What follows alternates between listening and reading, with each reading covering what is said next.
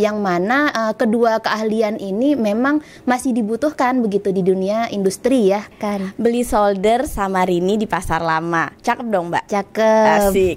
Belajar di sini di Polman Bubble, teori dan praktek jalan bersama. Cakep. Kemudian mereka juga bisa meningkatkan soft skill mereka, teamworknya begitu ya, problem solvingnya, kemudian critical thinkingnya, yaitu bisa membekali mereka menjadi lulusan yang siap kerja gitu. Kenapa D3 nggak jadi pilihan gitu? Ada yang sampai menjabat jadi manajer gitu. Wow. Padahal lulusannya D3 gitu.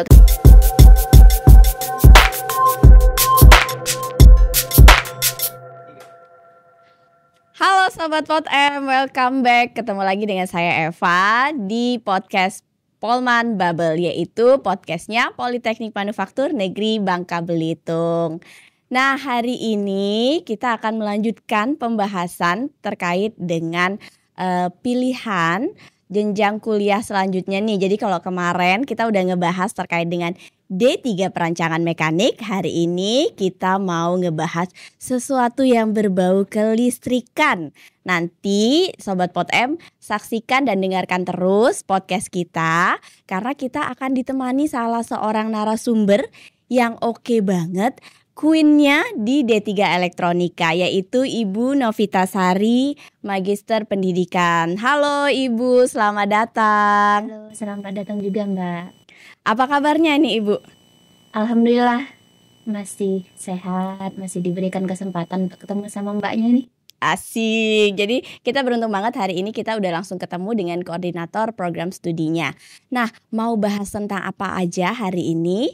Tetap saksikan terus ya.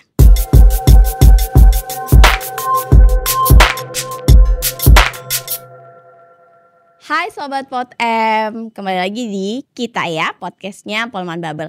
Jadi kita tadi udah kenalan nih sama Ibu Novitasari. Beliau adalah koordinator program studi Bu ya? Betul. Di mana nih? Di program studi D3 Teknik Elektronika, khususnya di tahun 2024 sampai 2028. Oke, keren banget nih seorang perempuan menjadi koordinator program studi. Ibu, kalau elektronika tuh kan pikiran saya tuh listrik, colokan, lampu gitu ya. Nah, kira-kira sebenarnya D3 Elektronika ini ngapain sih atau belajar apa? Oke, kalau kita berbicara program studi D3 Teknik Elektronika ya tentunya memang pelajaran dasarnya memang apa yang tadi sudah Mbak katakan ya. Tetapi kita ini lebih dikhususkan pada dunia industri begitu. Jadi memang mengenal D3 Teknik Elektronika itu mahasiswanya dipersiapkan untuk bisa memperdalam ya lebih jauh terkait instrumentasi dan kendali yang ada di dunia industri. Ibu Novi, jadi ternyata kita banyak belajar banget di D3 Elektronika ya. Terus kemudian sekarang ini kan masih dunia berkembang dengan pesat nih Mbak Novi ya. Betul. Terus abis itu semuanya serba otomatis. Gimana sih peran teman-teman yang ada di D3 Elektronika ini terhadap dunia industri Mbak? Jadi perannya kayak mana nih kalau di dunia industri? Oke, kalau kita berbicara peran D3 Teknik Elektronika ya di dunia industri ya, tentunya sampai saat ini tuh masih sangat berperan ya. Kemudian kan kurikulum yang ada di kita, khususnya kurikulum terbaru ya, kurikulum tahun 2021 itu memang menekankan apa yang dibutuhkan yang ada di dunia industri begitu. Jadi kita sesuaikan. Nah, dari situ baru terlihat ya bahwa memang sampai saat ini D3 Teknik Elektronika itu ya masih dibutuhkan begitu. Jadi ini sangat relate dan memang bisa membuat sebuah persepsi orang terkait D3 itu jadi berubah lah harusnya ya, karena kan orang mikir kan ada D3 ada juga D4 nih gitu kan, nanggung kan kalau milih D3 ya. Kalau menurut saya malah nggak seperti itu gitu. Jadi sebenarnya milih D3 juga nggak ada salahnya begitu, jadi pilihan pertama gitu. Karena kita juga nanti ada program-program yang mendukung alumni D3 itu ya, kalau mereka mungkin ya belum bisa bekerja sesuai dengan apa yang mereka inginkan, ya mereka bisa begitu untuk melanjutkan kuliah, untuk melanjutkan ke D4 begitu.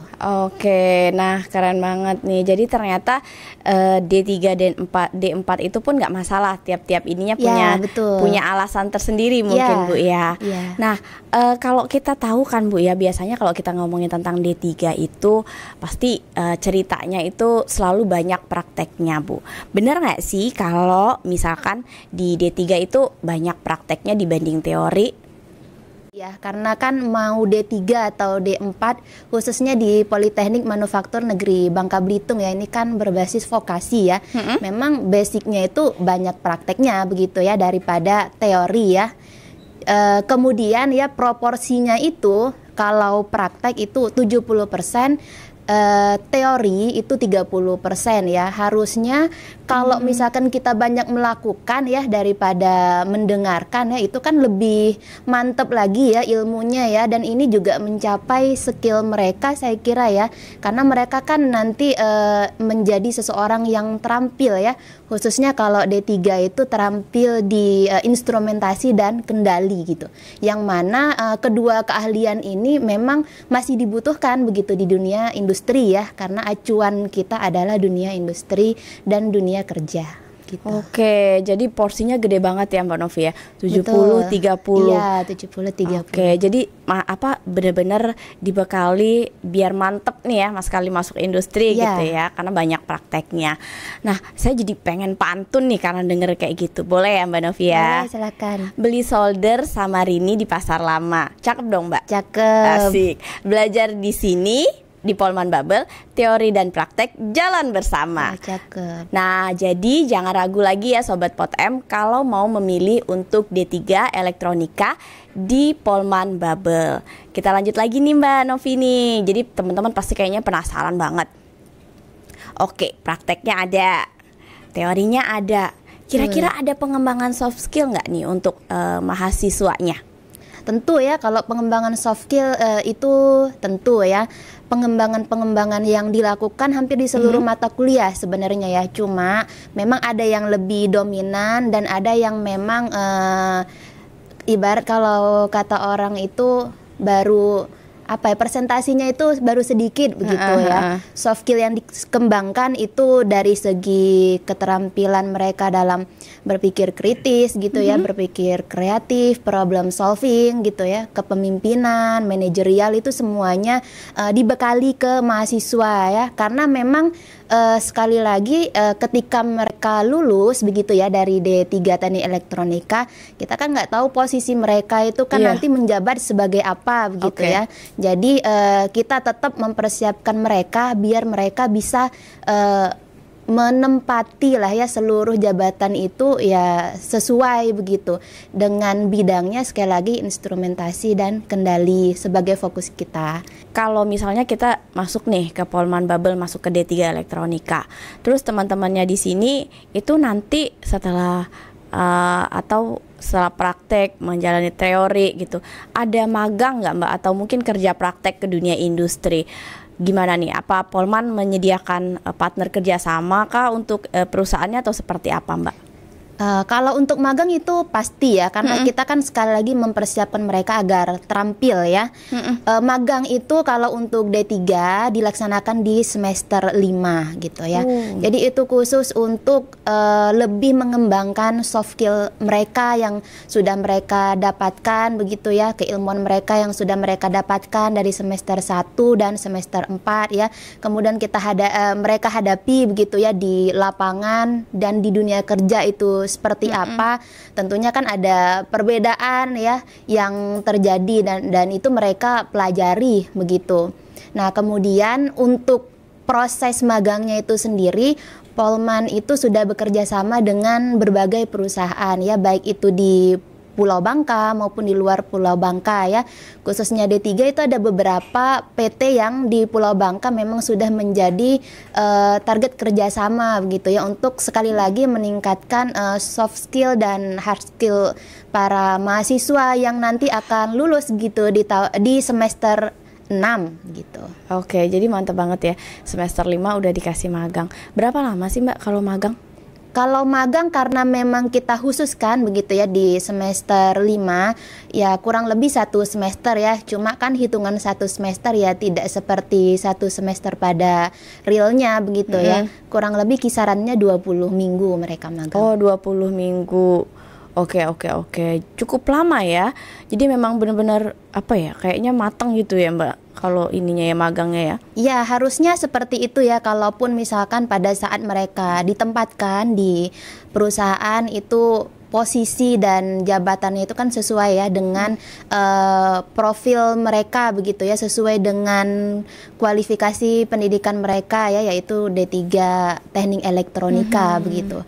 Karena mereka di sana kan selain mereka bisa mengcompare ya ilmu yang mereka dapatkan dengan apa yang ada di dunia industri, kemudian mereka juga bisa meningkatkan soft skill mereka, teamworknya begitu ya, problem solvingnya, kemudian critical thinkingnya, yaitu bisa membekali mereka menjadi lulusan yang siap kerja gitu. Iya benar Mbak Novi ya, karena kan kalau kita tahu sekarang tuh critical thinking, terus pokoknya yang soft skill seperti itu penting banget ya Mbak. Iya, masuk ke dunia kerja, karena kan ibarat kata itu tuh kayak membangun eager kita buat belajar gitu ya, kerja sama orang lain, kan nggak mungkin juga di satu pabrik kerja sendiri gitu ya Mbak ya. Benar. Oke, nah kemudian nih Mbak, tadi Mbak Novi sebenarnya sudah cerita kalau misalnya dari D3 itu bisa melanjutkan ke D4. Itu caranya gimana nih Mbak Novi nih? Oke, Polman sendiri ya, khususnya Polman ya, itu memang punya program kerjasama ya dengan luar negeri ya, terkait dengan alumni-alumni yang memang berniat dan berkeinginan untuk melanjutkan kuliah gitu. Kantornya ada di Polman begitu ya. Salah satu dosen yang ada di sini juga menjadi bagian begitu dari program tersebut gitu. Program intake base itu namanya gitu ya. Ya, jadi biasanya sih ada pendaftaran ya yang dilakukan ya, dan kemudian di-share. Kalau kami selaku koordinator program studi kan nggak mungkin memaksa ya semuanya untuk harus ikut melanjutkan kuliah. Jadi sifatnya menyebarkan informasi melalui WA grup alumni begitu ya. Dari ya seluruh alumni lah ya, mulai dari alumni paling akhir gitu ya sampai beberapa tahun sebelumnya begitu. Nah kemudian nanti kan kalau mereka berminat, mereka kan akan datang ke Polman. Ini khusus untuk alumni Polman gitu. Wah, jadi udah disiapin banget ya Mbak ya? Iya, terus itu ada lagi karena memang kerjasamanya itu kan melibatkan negara lain ya. Kalau ini dikhususkan negaranya negara Taiwan ya, itu kan pasti mesti siap juga ya bahasa asingnya ya, terutama bahasa Mandarinnya. Nah program ini juga menyediakan untuk melaksanakan kayak les les bahasa Mandarin begitu, gratis lagi. Saya kira ini cukup membuat keren banget. Ini alumni itu harusnya tertarik mengikuti program ini begitu, karena mereka dipersiapkan ya untuk bahasa Mandarinnya.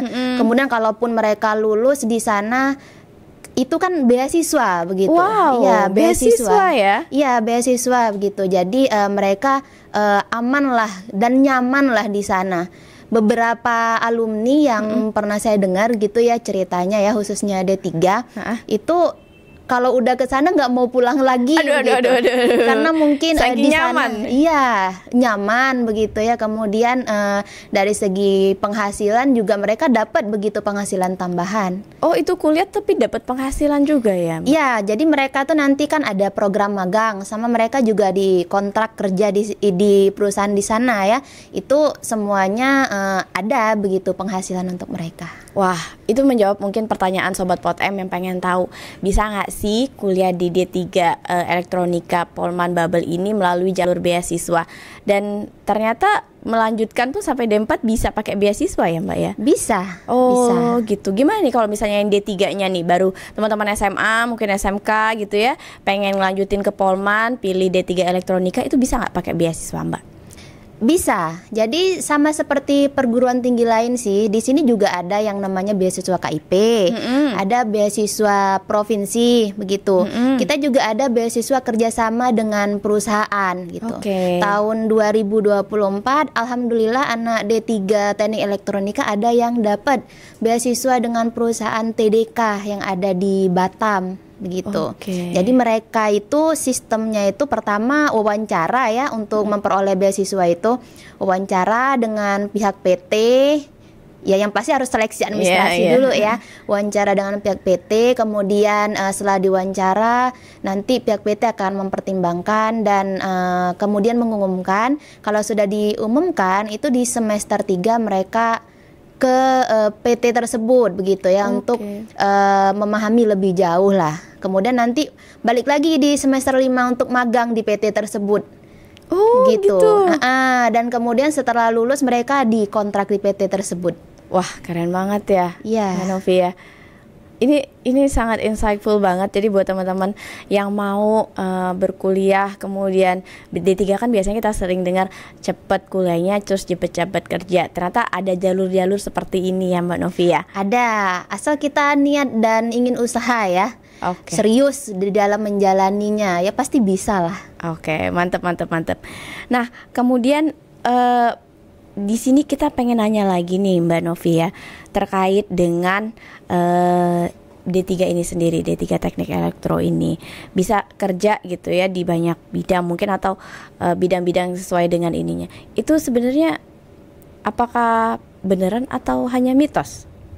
Kalau untuk D3 ya, mungkin Mbak bisa cek ya melalui website Jobstreet ya. Itu masih dipakai ya di berbagai perusahaan ya untuk D3 ya. Artinya kan kita nggak selalu berpikir ya harus D4 begitu ya, harus S1 begitu ya. Ternyata D3 juga banyak gitu ya diminati, karena memang fokusnya D3 kan lebih ke terampilnya begitu ya, lebih ke skillnya begitu ya. Nah kemudian nggak jadi alasan juga sih kalau D3 nggak jadi pilihan begitu. Karena ya mungkin ini masalah persepsi orang ya terkait D3, D4, S1 ya. Kalau menurut saya masih menjual untuk D3 jadi pilihan hingga saat ini. Jadi udah ada ibarat kata udah ada buktinya ya, udah ada peluangnya bisa dilihat langsung ya Mbak Novi. Betul, karena kan di dalam pembuatan kurikulum juga kan kita melihat ya potensinya apakah D3 ini kan masih laku atau enggak ya. Kalau masih laku kan berarti kan masih bisa dipertahankan begitu ya hingga saat ini ya begitu. Jadi ya sekali lagi D3 3 tahun lulus cepat kerja. Kalaupun misalkan kita belum dapat kerja, kita bisa lanjut kuliah gitu. Kenapa D3 nggak jadi pilihan gitu menurut saya ya. Benar cakep ya Mbak Novi ya.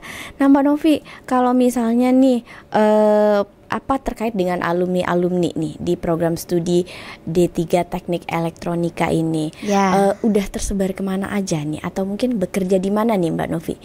Mungkin bisa spill sedikit gitu ya. Boleh. Jadi kalau terkait alumni itu banyak ya penyebarannya ya. Memang ada yang satu linier begitu ya dengan teknik elektronikanya ada begitu ya. Beda linear juga ada begitu kerjanya ya. Kemudian berdasarkan tracer study yang mungkin ya bisa dilihat oleh yang mendengarkan ya di website Polman, itu ada tracer study. Jadi penelusuran alumni itu kerja, apakah bekerja atau enggak begitu ya. Kemudian gajinya berapa ya. D3 ya sampai sekarang masih menguntungkan begitu ya. Terakhir itu saya dapat informasi di tahun 2024 ya, ada yang setelah magang mereka langsung di kontrak gitu. Jadi mereka lulus nanti langsung mereka kerja di sana ada. Baik itu di Pulau Bangka maupun di luar Pulau Bangka. Ada juga beberapa mahasiswa yang keterima untuk lanjut kuliah begitu. Di program intake base tadi ada begitu. Banyak sampai saya dengar dari koordinator program studi sebelumnya ada yang sampai menjabat jadi manajer gitu. Padahal lulusannya D3 gitu kan. Artinya kan nggak menutup kemungkinan bener. Posisi itu ternyata bisa begitu walaupun lulusannya D3 gitu. Jadi peluangnya besar banget ya Mbak Novi ya? Ya harusnya masih besar ya hingga saat ini ya begitu. D3 Teknik Elektronika ini seru ya. Terus kemudian tapi sebelum closing nih Mbak Novi, ini mungkin jadi pertanyaan buat teman-teman. Apa tuh? Apakah hanya kita mikirnya kan elektronika, listrik, ngitung gitu. Apakah harus anak-anak yang pinter banget atau backgroundnya mesti IPA kah itu atau seperti apa nih Mbak Novi?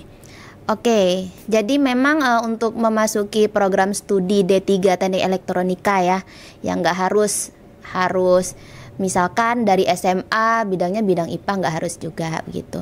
Toh nyatanya juga ya berdasarkan penelusuran terkait dengan lulusan terakhir ya untuk calon mahasiswa yang masuk D3 beragam juga begitu ya. Ada yang dari IPA, ada yang dari IPS, ada yang dari SMK kejuruan gitu, ada yang dari madrasah aliyah. Saya lihat mereka juga masih bisa gitu ya bertahan dan struggle ya.